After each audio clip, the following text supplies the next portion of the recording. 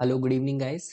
I'm Dr. Lalkrishna here, final year surgery resident at Tata Jamshedpur, and welcome to my channel. And today we'll be discussing about thyroid cancer, which will be helpful for NEET PG, postgraduates, and MBBS students, and also for other health specialities. So, without further delay, let's get started. So, today we'll be discussing about two common thyroid cancers, that are the differentiated thyroid cancer, which includes the papillary thyroid cancer and the follicular thyroid cancer, which are the main ones, and Hurdle cell cancer is a smaller variety. So these differentiated thyroid cancers, these specially arise from the thyroid epithelial cells.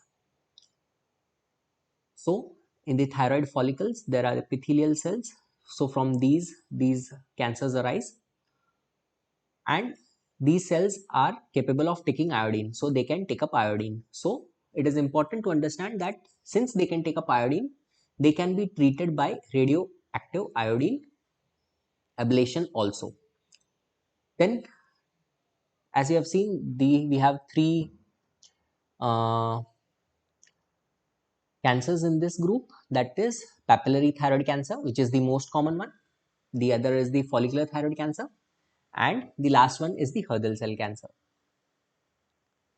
Now coming to the papillary thyroid cancer, which is the most common cancer. Papillary thyroid cancer is the most common cancer, and it is good for the patient because it has the best prognosis. मतलब patient को हम easy तरीके से main है कि बचा सकते हैं, ठीक है, और आगे का लाइफ उतना खराब नहीं होगा, mortality कम है, morbidity भी कम है.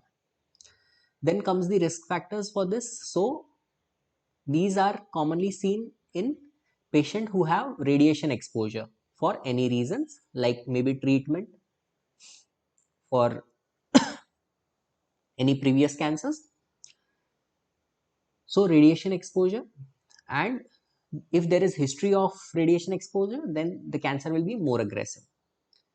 If there is any family history of cancers, obesity, and these cancers generally arise in people where they take iodine in diet. So there's generally no history of iodine deficiency, rather it is iodine sufficient areas which have seen these cancers, papillary thyroid cancer. So this was the risk factors. Then coming to the genetics. So genetics, the most common gene affecting is BRAF, and the other, that is red PTC3 gene. This is suggestive of more aggressive tumors. So you have to remember that red PTC3 will be more aggressive tumor and the rest will be less aggressive. So these present to us generally in the third to fifth decade, that is 30 to 50 years group, and is more common in female. So it is more common in female. And how do they present? They are presenting to us with painless thyroid swelling. They present to us with painless thyroid swelling. So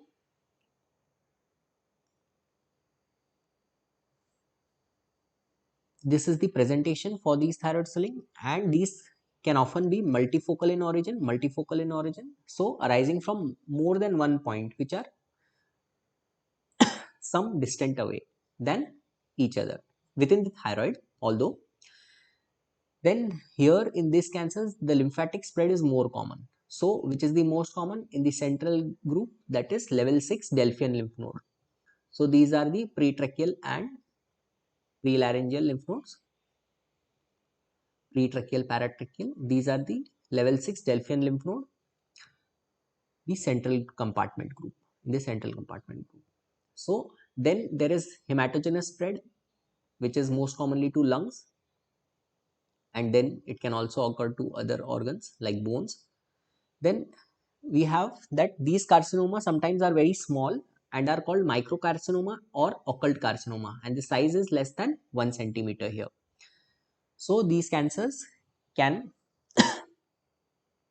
be sometimes small or occult, which are difficult to diagnose clinically, and the size is less than 1 centimeter. Now coming to diagnosis. So how do we make a diagnosis? Before going to diagnosis, here if we have a thyroid swelling, we first go for a ultrasound, and that will give us the ThyRADS category. If it is 4 or 5, then it is higher chances of malignancy. So after that, we will be confirming our diagnosis by FNAC. So in FNAC, the which are the specific features which we'll see, which will be more suggestive of papillary cancers, that is orphan ani I nuclei appearance and intranuclear inclusions within the nuclei, and lastly is samoma body, which are dystrophic calcification. So this is the image of orphan ani I appearance, as we can see in the diagram with grooving. So this is the cartoon which is known as the orphan ani I, orphan ani, and it looks like the cells look like the eye of the orphan ani, and that's why they are called orphan ani I nuclear appearance. And other tumors which show that samoma body are seen are the serous adenoma carcinoma, cystadenocarcinoma of the ovary, renal cell cancer, that is papillary renal cell cancer, and the meningiomas. So these are the tumors which also show samoma bodies. Now coming to the staging for thyroid cancer, and we'll be following the American Joint Cancer Committee 8th edition TNM staging, and this is common for mostly other thyroid cancer. These are the papillary, follicular, poorly differentiated, Hurdle cell, medullary, and anaplastic also. So almost all thyroid cancers we follow this classification. So how do we classify them, or rather not classify, I'm sorry for that. How do we stage them? So if the size of the tumor is less than 1 centimeter, then we call it as T1A. If it is less than 2 centimeter, then we call it as T1B. So T1 in general is less than 2 centimeter. See, T1 is less than 2 centimeter. T1 is less than 2 centimeter. Then comes T2. So T2, it will be between 2 to 4 centimeter. So T2 will be 2 to 4 centimeter.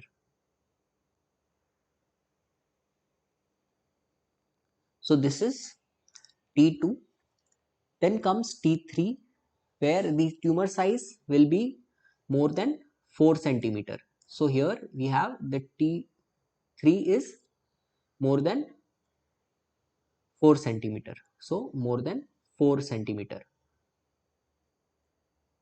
T3 is more than 4 centimeter. And if it is within the thyroid, we'll call it as T3A.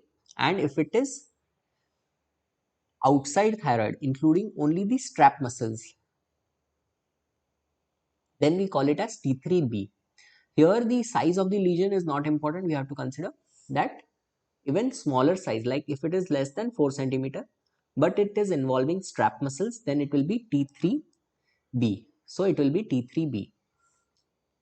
And if it is involving other major structures like larynx or trachea or any other tissue, then we call it T4. So gross extrathyroidal extension. So if it is spreading outside the strap muscles, any other organs or any tissue of the strap muscles other than the strap muscles, then it is called T4.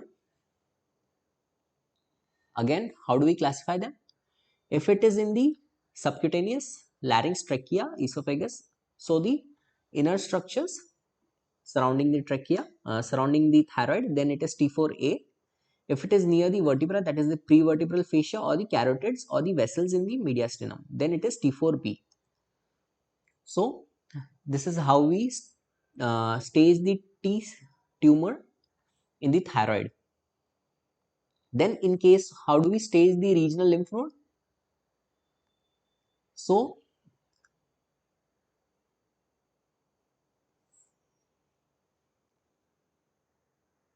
In nodal staging, it is called N0A when there is only one or more cytological or histologically confirmed benign lymph node, and N0B when there is no radiological clinical evidence of locoregional mets.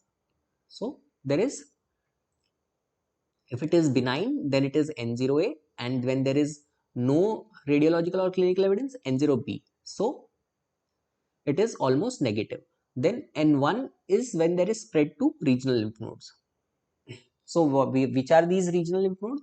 So level 6 and level 7, that is the central one, the pretracheal and paratracheal, and in the upper mediastinal, that is the 7th one. So these are the N1 level of lymph node. And metastasis to other lymph nodes, that is unilateral, bilateral, contralateral lymph node, other than these 6 and 7, that is 1 to 5, or retropharyngeal lymph nodes, these will be N1B. So this was lymph node metastasis, and in case of distant metastasis, it will be M1. Now, to consider the stage grouping for this TNM, staging of the cancers of this TNM. So very important thing is to consider the age. So age is very important. So we have to understand that when the age is less, so if it is less than 55 years, okay, there are only two stages. Either it is stage 1 or stage 2, as we can see here. So when do we call it as stage 1? If there is no distant metastasis, it is stage 1. So it is NET, NEN, M0. And it will be called stage 2 at M1, NET, NEN, M1. So if there is distant metastasis, it is stage 2. So as we have seen, the prognosis is good. So here we can understand that when the age is less, the patient can be managed well with minimum morbidity and mortality. So it is called stage 2. When the age is more than 55 years, so when the age is more than 55 years, the staging goes higher. So if the size is less than 4 centimeter, okay, so size is less than 4 centimeter, it will be stage 1. So T1 and T2, it is stage 1 in the age of more than 55 years. If there is T1, T2 along with N1, so lymph node metastasis, then it is stage 2. See, more than 55 years with N1, it is stage 2. Or if the patient has T3A or T3B, that is T3, without even without N1, again it will be stage 2. So the thyroid is either more than 4 centimeter or is involving the strap muscles. So it will again be stage 2. In stage 3, it is T4A. So it is involving the surrounding structure like the trachea and the larynx. And in stage 4, it is T4B, that is, it is involving the vessels or the pretracheal fascia, prevertebral fascia, and either it is M1 with higher than 55 age. So this is how we stage the thyroid cancers, stage grouping of thyroid cancers. Now coming to the management, once we have done the investigation and we have done the staging, for investigation we have the quadruple assessment, that is, first we take the clinical history and clinical examination, then the ultrasound, the thyroid function tests, and the FNAC, that is the tissue or cytology. And in case if the tumor is enlarged or we are suspecting a thoracic extension of the thyroid, that is the retrosternal goiter, then we will have to go for a 3D imaging, that is either, which is better, could be a CECT of the neck and chest, or even sometimes MRI if we are considering involvement of the nervous tissue. So at that times MRI can also be helpful. Then after staging, with help of all the investigations and planning the management, we can go for management. So in case of papillary thyroid cancer. So here we can go for a hemithyroidectomy in some suitable cases where the risk is low, and the case it is unilateral, it is a differentiated cancer, the size is less than 4 centimeter, there's no extrathyroidal spread and no metastasis. So these are the features where we consider that we can go for hemithyroidectomy, where we'll be removing the lobe and the isthmus of the thyroid gland. And if after surgery we come to know that there is more than 4 centimeter tumor, the size of this tumor was more than 4 centimeter, or the margins are positive, or there is some extension which was not detected previously, or there is multifocal disease, macroscopic multifocal, that is more than 1 centimeter, or macroscopic nodal mets which is more than 5 mm, or vascular invasion. So in these features, if these features are positive, if any of these feature is positive, we'll go for completion thyroidectomy. So we'll be going for completion total thyroidectomy. So we'll be removing the complete thyroid. So if these are positive, previously considering these, any of these cases that are preoperatively known, we'll go for a total thyroidectomy. So here we'll go for a total thyroidectomy. And some other exceptions where we'll go for total thyroidectomy. So what are these exceptions where we go for total thyroidectomy? That is, if there is history of radiation, if there is history of previous radiation, if there is family history, familial non-medullary thyroid cancer, multifocal or bilateral thyroid cancer, extrathyroidal extension as we have discussed, METs, either cervical or distant, or a poorly differentiated. So most of these are similar, but just to highlight them. So these are the exceptions, and here we'll go for a total thyroidectomy. And now, how do we manage the neck in case of the thyroid cancer, papillary thyroid cancer? So if there is involvement of level 6 lymph node, then we go for a central neck dissection along with the thyroidectomy. Central neck dissection will be removing level 6 and sometimes level 7. In case of T3 or T4 disease, we'll go for a prophylactic central neck dissection. So if there is no lymph node spread, but the size of tumor is more than 4 centimeter or is having the spread to the strap muscles or other structure, we'll go for a prophylactic central neck dissection, that is removal of the level 6 and sometimes level 7 lymph nodes. And if there is involvement of other lymph nodes, that is level 1 to 5, that is N1B, then we'll go for a modified radical neck dissection along with central neck dissection and total thyroidectomy. So functional neck dissection, that is MRND type 3, along with central neck dissection and total thyroidectomy. So these is the neck management for thyroid cancers, that is the papillary thyroid cancer. So once we have managed our case by surgery, which is curative many a times, we go for the post-surgical management. So in post-surgical management, we'll go for a whole body iodine scan. And why do we do this? To check whether there is some tissue residual of the cancer part, or if there is any metastatic disease if being suspected. So what is the prerequisite, or unknown numbers calling? Sorry for the disturbance. So coming to the post-surgical management, where we'll go for whole body iodine therapy, iodine scan to detect the residual disease or metastatic disease. And first we have to check that the TSH is more than 20. So it is the prerequisite that TSH is more than 20. That means the thyroid gland is ready to uptake the iodine. So we'll prepare the patient so that such that TSH is improved. So either we can withheld thyroxine for 4 to 6 weeks post surgery, or we can use a recombinant TSH injection, or we can use a recombinant TSH injection, which is the new method or recent method. So if there is residual disease or metastasis if there is residual disease or metastasis.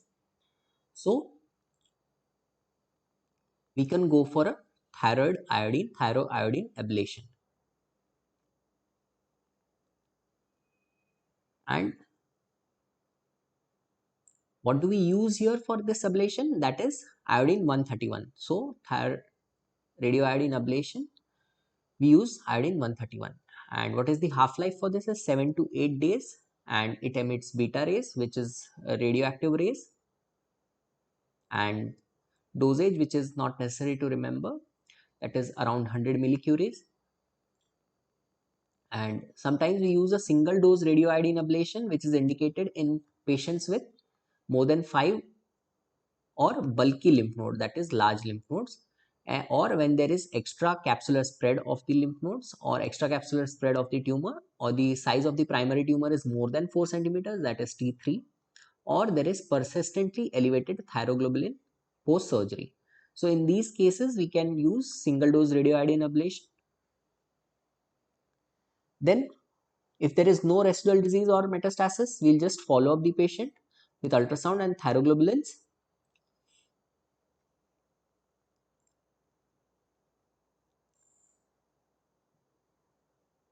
Then we have to maintain a low TSH, that is TSH suppression, such that that the tumor does not recur. So there is chances that tumor may recur if the TSH is not suppressed. So for that we give thyroxine. It also helps in prevention of the hypothyroidism and prevent thyroid cancer growth. So here we bring the TSH to the lower limit.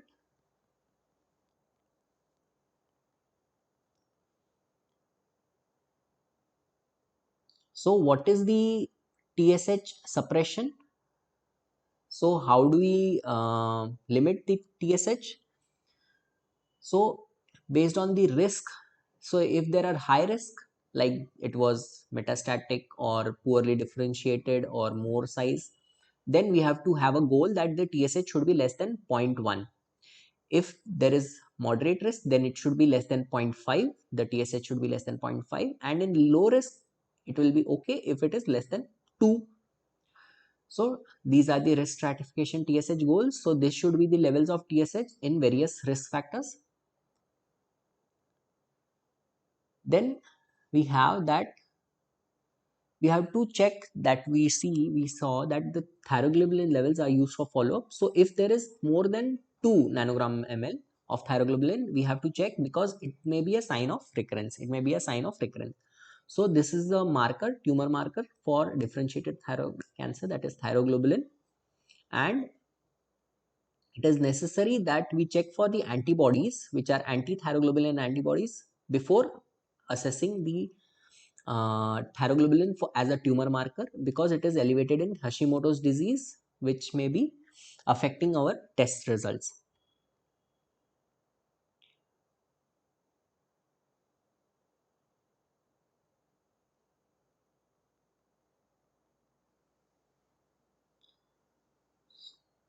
Lastly, if our tumor is radio iodine resistant, so then we'll go for a chemotherapy, that is sorafenib, or radiotherapy, that is external beam radiotherapy, and also it will be useful for metastatic disease, and chemotherapy, that is doxorubicin.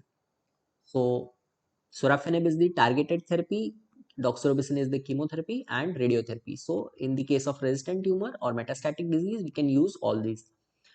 And some subtypes of papillary thyroid cancer have poor prognosis. So what are these? These are tall cell cancers and Hobniel. These are the histological variants of the papillary thyroid cancer, and these will be having very poor prognosis. So in general, papillary thyroid cancers have good prognosis, and these variants, that is tall cell and Hobniel, will have poor prognosis. So this was all about the papillary thyroid cancer, and now we'll be just quickly going through the follicular thyroid cancer.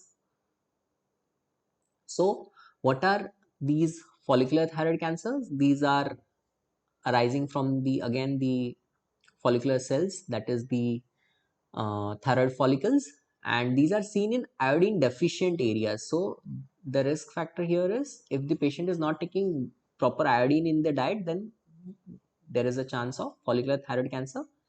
And genes involved here are PTEN and PAX gene, PTEN and BAX gene. So these are the genes involved. And what are the other risk factors? That the patient will be having long standing multinodular goiter. So again, these goiters will be commonly seen in iodine deficient area because the thyroid has to do more work. So there will be multinodular goiter in these cases. Then again it will be painless neck swelling, and sometimes there can be history of sudden increase in the size of the swelling. The spread generally is more common in the hematogenous pattern, and lymphatic spread is not very common here. So through the hematogenous, the most common site here is bones. So bony metastasis, which are vascular and also pulsatile with osteolytic uh, pattern. So vascular pulsatile bony mets which are osteolytic, and these type of mets are also seen in RCC, which can be asked sometimes. And the less chances of lymphatic spread, that is very less than 20 to 30% in the central group level 6 lymph node. So here again the diagnosis by the quadruple assessment, but the important point to note is that here FNAC cannot differentiate between the malignancy and the benign features, the follicular adenoma versus follicular carcinoma.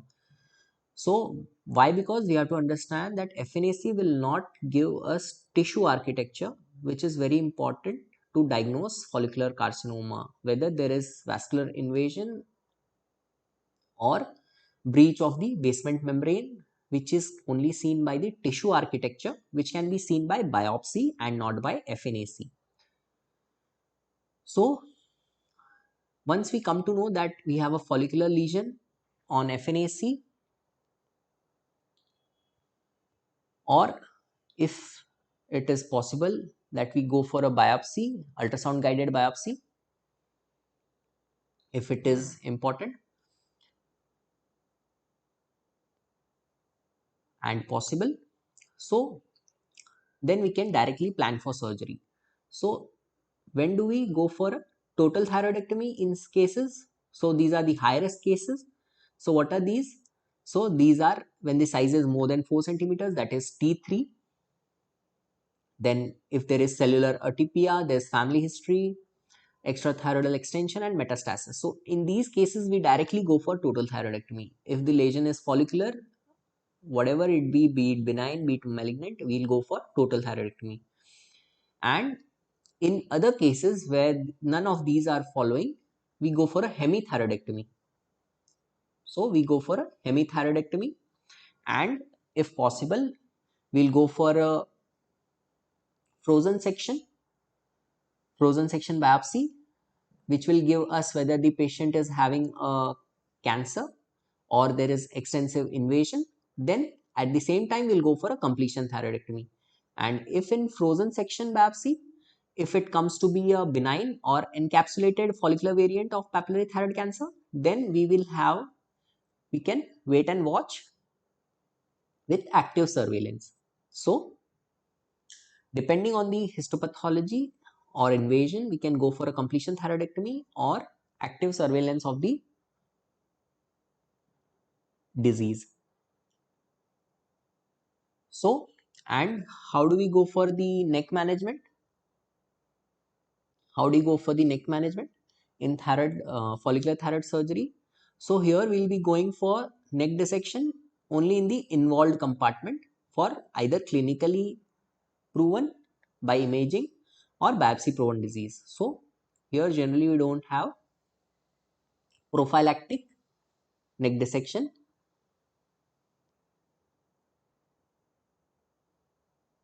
Then after surgery, if there is any gross residual disease, which we come to know,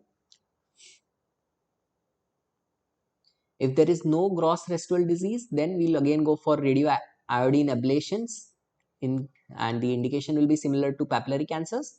And if there is gross residual disease, if it is possible to remove it by surgery, then we'll go for surgery. That is when it is resectable, we'll go for a surgery.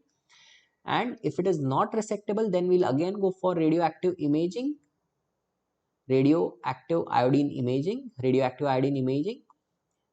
And if there is good uptake, that means these cells have been taking radioactive iodine, then we'll go for radioactive iodine ablation. And if there is no uptake, then we'll go for a radiotherapy, chemotherapy, or immunotherapy, that is targeted therapy. And if even that is not possible or is not feasible for the patient, we'll go for an active surveillance. Prognosis is generally poor as compared to papillary thyroid cancer.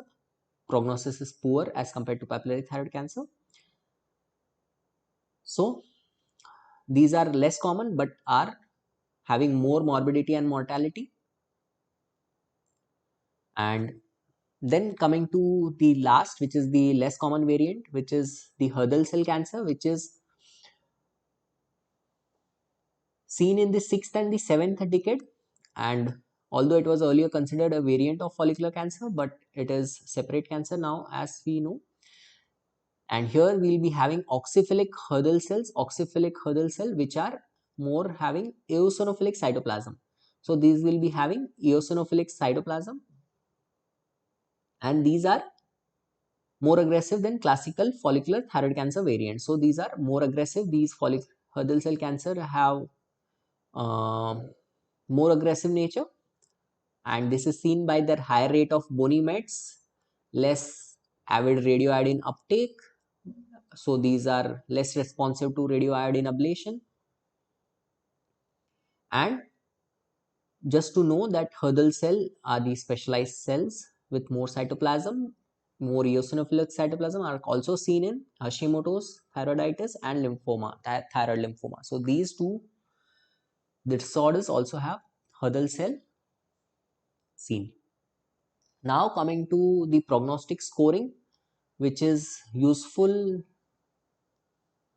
to prognosticate the patient. So as we have seen that age is a So we have we'll be seeing the three prognostic scoring system, that is AG's scoring system, AGES. Then we have MACIS, MACIS, and then the thyroglobulin doubling time. So age, as you have seen that as the age increases, the risk increases. So more than 40 is a high risk. Although for TNM staging, to increase the stage, the age category is 55 years, which has recently been increased. Then coming to grade, so well differentiated will be better responsive and will be low risk, and poorly differentiated will be high risk. Extrathyroidal extension and metastasis will be high risk if they are present, and size more than 4 centimeter, that is more than T3, that is again high risk. Then coming to masses, which is almost similar. Metastasis sorry metastasis if present, again it will be similar to invasiveness, it will be having poor prognosis. Age, important different point here is post surgery, that is completeness of surgical resection. So whether there is good resection, R0 resection. So here we'll be having, if there is complete resection, it will be low risk, and if it is incomplete, then it becomes high risk. We'll again have to look and manage the case with necessary methods. Then invasiveness again will be, if it is extending outside thyroid, it will be high risk. And the size, if it is more than 5 centimeter, it is high risk. So again 4 centimeter, 5 centimeter, the size is a high risk feature. More size is a high risk feature.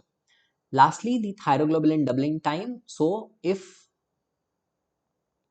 it is fast, the thyroglobulin doubling time is fast, then it is an independent prognostic marker and a risk factor. So higher it will be more poorer the prognosis. So these are some of the prognostic scores which will be helpful in prognosticating the patient for morbidity and mortality. Higher the risk, poorer will be the outcome. So this was all about differentiated thyroid cancer, and hope it has been well understood, and any doubts are welcome.